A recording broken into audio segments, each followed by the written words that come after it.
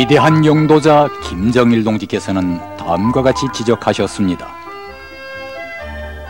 모든 일꾼들은 다방면적인 지식을 소유하고 일반 문화 수준을 높이기 위하여 적극 노력하여야 합니다.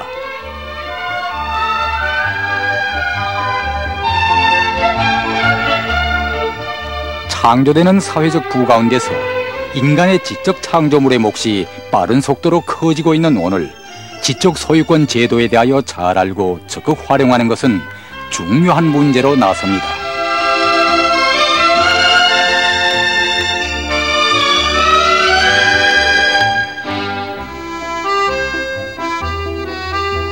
과학기술과 문학예술, 인민경제의 급속한 발전은 인간의 지적 창조물과 떼어놓고 생각할 수 없습니다.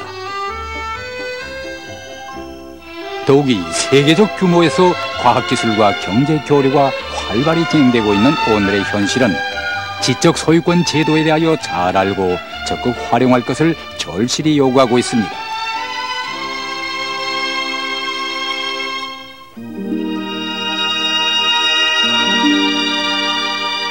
과학자, 기술자들이 새로운 제품을 발명하거나 도안가들이 제품의 외부 형태와 장식을 새롭게 착상하는 과정은 끊임없는 사색과 탐구를 요구하는 지적 활동 과정입니다.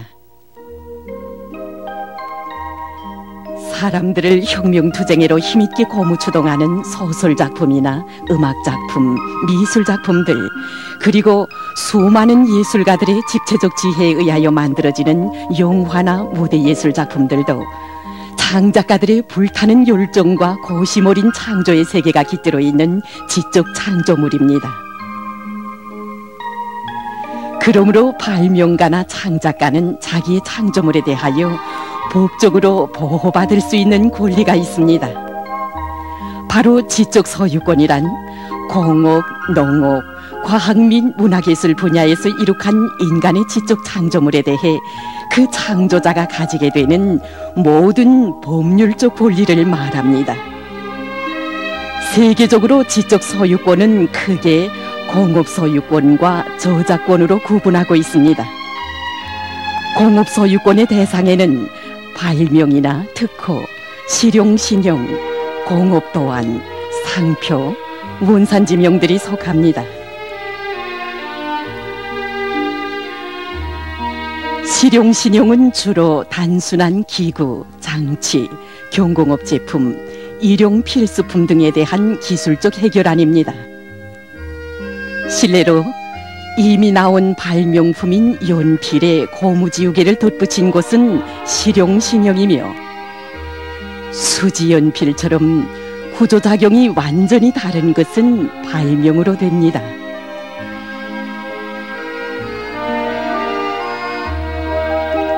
공업도안은 제품의 외형, 장식, 색깔을 새롭게 미학적으로 구성 묘사한 것입니다.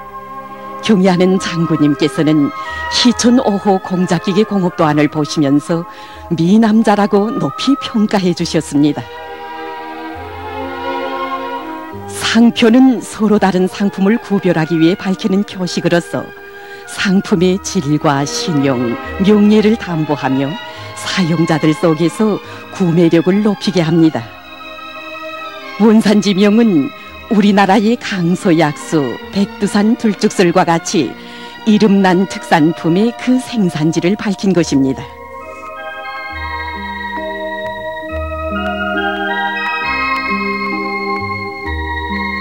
저작권의 대상에는 문학예술 작품, 과학 논문, 컴퓨터 프로그램들이 속합니다. 저작권은 창작된 저작물에 대하여 저자나 창작가의 이름을 밝힐 권리, 원작대로 발표할 권리, 승인 없이 고치지 못하도록 하는 권리입니다.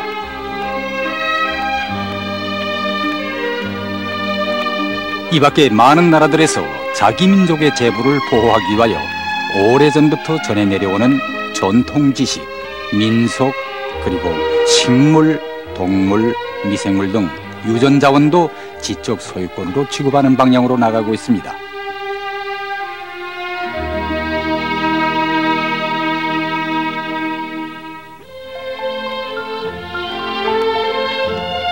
우리나라에는 지적 소유권과 관련한 법들이 정연하게 채택되어 있습니다. 이 법들은 정보산업 시대의 요구에 맞게 발명과 창조를 적극 장려하며 다른 나라들과의 지적 소유권 분야에서 교류와 협조를 발전시켜 나갈 수 있게 법률적으로 담보해 줍니다. 우리나라는 세계 180여 개 나라가 망라된 세계 지적 소유권 기구의 성원국으로 활동하고 있습니다. 세계 지적 소유권 기구 마크인 위포에서 치차는 공업을, 보리이삭은 농업을 표현한 것으로서 공업 소유권을 의미하며 펜과 첼로, 책은 저작권을 의미합니다. 세계 지적 소유권 기구는 4월 26일을 세계 지적 소유권의 날로 제정하고 발명, 창조를 장려하며 사회적 분위기를 세우기 위한 여러 가지 활동을 벌이고 있습니다. 우리나라에서는 국제기구와의 연계 밑에 지적 소유권에 관한 민족 토론회를 정상적으로 하고 있으며 지적 소유권에 관한 교육과 인재 양성 사업에도 큰 관심을 돌리고 있습니다. 많은 나라들에서 특허와 상표 침해를 막기 위해 지적 소유권 제도를 더욱 강화하기 위한 적극적인 대책을 취하고 있습니다. 우리나라에서 발명, 특허와 관련한 모든 행정적 처리는 조선민주주의인민공화국 발명청국에서 맡아보며 공업도안과 상표, 원산지명은 조선민주주의인민공화국 국가품질감독국 상표 및 공업도안처에서 맡아봅니다. 저작권은 조선민주주의인민공화국 저작권사무국에서 맡아보고 있습니다. 이외에 우리나라에는 평양 특허 및 상표 대리소를 비롯하여 여러 대리소들이 설치되어 외국에서 들어오거나 다른 나라에 나아가는 특허와 상표 대리 사업을 하고 있습니다. 우리나라에는 많은 외국 특허들과 4만여 건의 상표들이 등록되어 보호되고 있으며 우리나라의 많은 상표들이 다른 나라들에서 보호되고 있습니다. 지적 소유권은 일정한 특성을 가지고 있습니다. 무엇보다 먼저 지적 창조물을 소유하고 처분할 수 있는 권리를 가지고 있는 것입니다. 때문에 소설을 승인 없이 복사하거나 미술작품을 창작가의 승인 없이 복제하는 것은 저작권 침해로 됩니다. 해당 출연단체의 승인 없이 음악작품을 녹음하는 것, 해당 영화 제작기관의 승인 없이 영화를 복사하거나 사진으로 만드는 것, 특허 기술을 모방하여 제품을 생산하거나 남의 상표를 승인 없이 이용하는 것도 지적 소유권 침해 행위로 됩니다. 어느 한 나라에서는 사진기의 자동 초점 맞춤 장치 특허 기술을 모방해서 제품을 생산한 것이 폭로되어 많은 액수의 손해배상을 했습니다.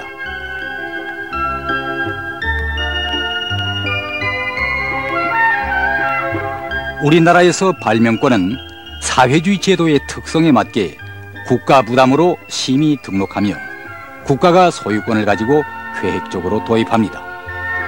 그리고 발명의 가치에 따라 여러 가지 정치, 도덕적 및 물질적 평가를 주고 있습니다. 지적 소유권의 다른 하나의 특성은 보호기간을 가지는 것입니다. 특허의 보호기간은 보통 15 내지 20년이며 실용신용은 5 내지 10년입니다. 공업도안의 보호기간은 일반적으로 5년이며 2번 더 연장할 수 있습니다. 상표의 보호기간은 10년이며 10년 주기로 연장할 수 있습니다. 저작권의 보호기간은 저작자가 생존해 있을 때는 물론 사망한 후 50년까지입니다.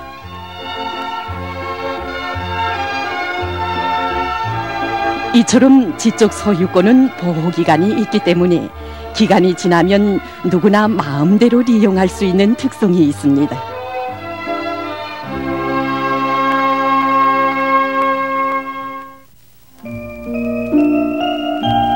지적 소유권의 다른 하나의 특성은 먼저 신청한 사람에게 우선권을 부여하는 것입니다. 이탈리아의 마르코니는 헤르츠가 발명한 전자기파에 대한 실험 논문을 읽고 1895년 12월 모르스 부호에 의한 무선 전신에 성공했습니다. 한편 러시아의 포포브도 헤르츠의論문을 읽고 같은 시기인 1895년 12월 배와 배 사이, 배와 육지와의 무선 전신을 실현하는 데 성공했습니다.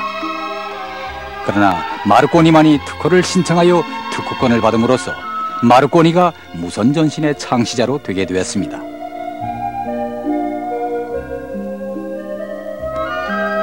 특허와 상표를 비롯한 공업 소유권은 그것을 등록한 해당 나라, 해당 지역에서만 보호를 받습니다. 자기 나라에 등록한 특허와 상표는 자기 나라에서만 보호를 받으며 어느 한 지역에 등록한 특허는 그 지역에서만 보호를 받습니다.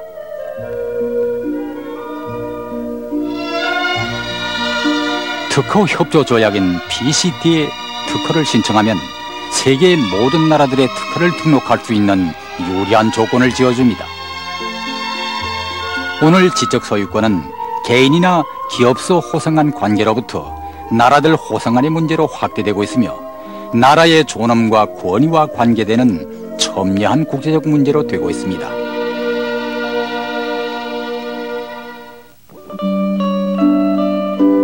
지적 소유권은 여러 가지 방식으로 응용합니다.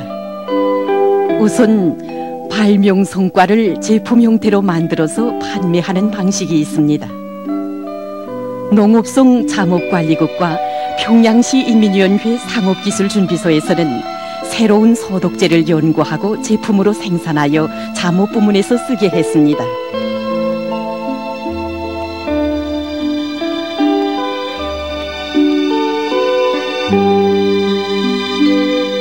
값비싼 포르말린보다 원가가 100분의 1밖에 안 되고 살균력이 대단히 강하여 각종 병균들을 완전히 죽임으로써 잠업 부문에서 누에병으로 40 내지 50%의 피해를 보던 현상을 없애게 한 새로운 소독제의 생산으로 국가에 큰 이익을 주었으므로 그 이익금의 일정한 몫이 발명자들에게 차려졌습니다.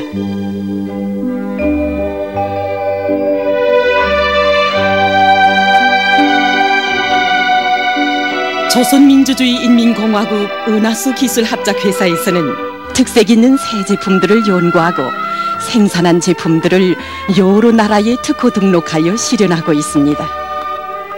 이곳에서는 이동식으로 된 돌사진 가공기, 목화 생산성을 높여주는 효능 높은 목화 성장 촉진제, 그리고 얼굴과 피부에 있는 피부병들을 치료하는 반도체 미용기를 개발하여 여러 나라들의 요금을 내고 특허 등록한 다음 판매하여 수십 배의 이익을 얻게 됐습니다. 지적 소유권 응용에는 특허 기술을 가지고 합영합작하는 방식도 있습니다. 김일성 종합대학에서는 이산화염소를 연구하여 어느 한 나라의 특허 기술에 의한 합영을 했습니다. 과학과 기술의 시대인 오늘 특허 기술은 합영합작의 중요한 전제 조건으로 되고 있습니다. 대학에서는 이 나라에 이산화염소 합영 공장을 건설하여 매해 많은 이익금을 얻게 됐습니다. 지적 소유권 응용에는 특허 기술을 다른 사람에게 넘겨주고 기술 사용료를 받아 수입을 얻는 방식도 있습니다. 어느 한 과학자는 세멘트와 석탄을 보드랍게 분쇄하여 석탄 연소율과 세멘트 생산성을 훨씬 높여주는 새로운 분산제를 개발하여 여러 나라들에 나가 기술 사용료를 받는 방법으로 경영활동을 함으로써 국가에 큰 이익을 주고 있습니다.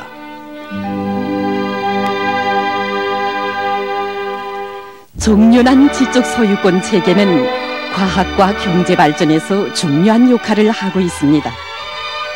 에디슨에 의해 첫 전등이 발명된 때로부터 오늘과 같은 각이한 종류의 전등들이 개발되기까지에는 지적 소유권으로 등록된 수백 수천 건의 발명이 안받침됐습니다.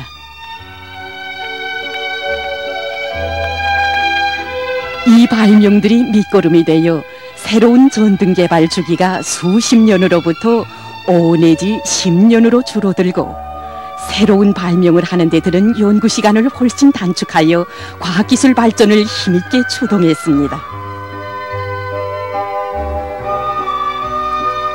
지적 소유권은 국제적인 무역과 과학기술 교류에서도 중요한 경제적 공간으로 됩니다.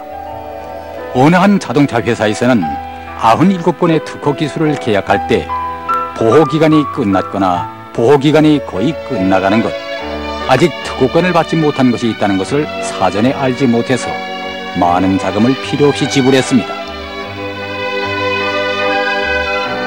이것은 기술무역에서 이미 나온 발명, 특허들을 구체적으로 알지 못하면 경제적으로 큰 손해를 보게 된다는 것을 교훈적으로 보여주고 있습니다.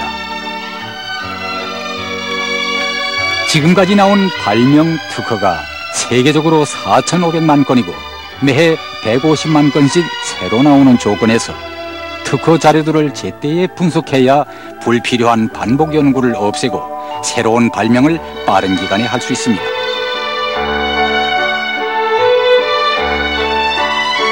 발명 총국과 중앙과학기술통보사 인민대학습당 특허열람실에서는 방대한 특허 자료들을 분석하여 발명 공보, 특허기술 통보, 프로그램 통보로 알려주며 과학자 기술자들이 요구하는 특허 자료 주문 봉사도 해주고 있습니다. 그리고 컴퓨터망 홈페이지로 지방에서도 발명, 특허 자료들을 즉시에 볼 수 있게 봉사해주고 있습니다.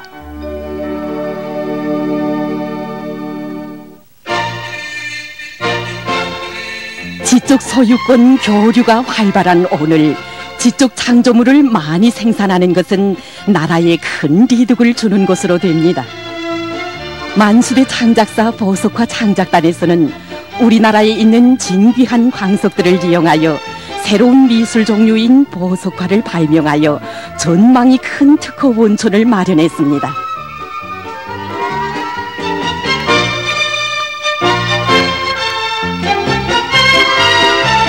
정보산업시대인 오늘, 적은 투자로 큰 이익을 볼 수 있는 가치 있는 프로그램을 적극 개발하는 것도 중요합니다. 조선 컴퓨터센터를 비롯하여 많은 단위들에서 개발한 프로그램들은 국제시장에서 인기를 끌고 있습니다.